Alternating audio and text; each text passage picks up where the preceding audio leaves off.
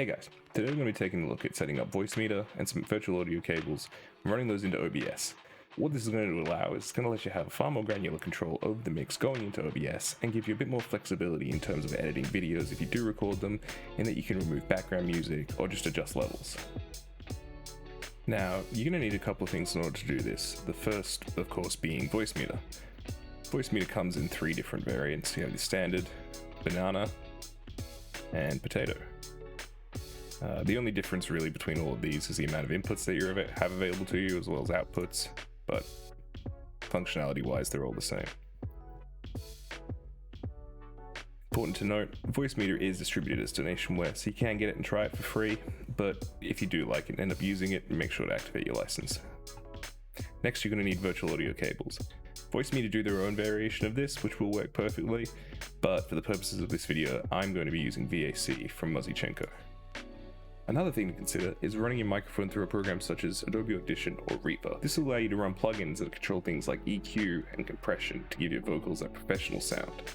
These kind of plugins can be added directly in OBS, but depending on how you're running your setup, you might want to have them handled separately. Next up, we need to create some virtual audio cables. In the case of VAC, it's just a matter of setting the cables here. You'll want to make sure to create cables for the devices and programs that you want to route separately in, as well as cables for each of the separate outputs you want feeding into OBS. I have a cable each for my microphone, Discord, Spotify, and a general one for whatever game is being captured. As for outputs, I'm only using 2 at the moment. However, with Potato you can set up to 4, leaving you with 1 for your main headphone. Certain applications, such as Discord, will allow you to explicitly set where to send the audio output. However, this is generally not the case. Thankfully, we can adjust this directly in Windows under the App Volume Device Preferences. In here, you'll see a list of programs running and be able to change the input and output for each of them independently. Be sure to keep note of which one goes where, because we're going to need that moving on into Voicemeeter.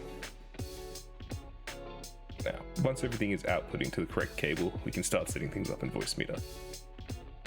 I like to begin by renaming each of my inputs just to be able to keep track of things a little better. You can do this simply by right-clicking at the top of the column and entering the name that you want it to be.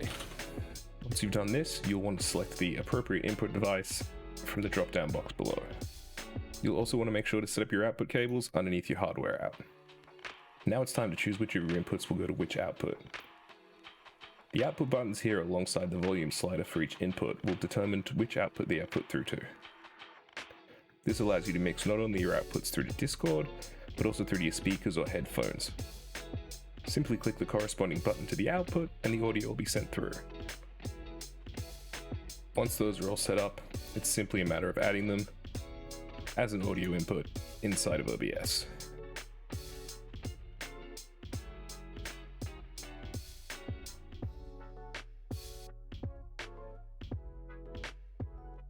And that's it. From here you can easily adjust the volume on each input in Voicemeeter and control what goes into OBS to get the perfect levels for your stream.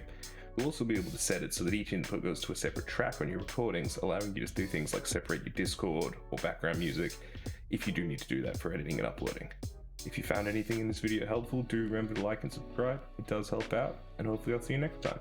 Thanks.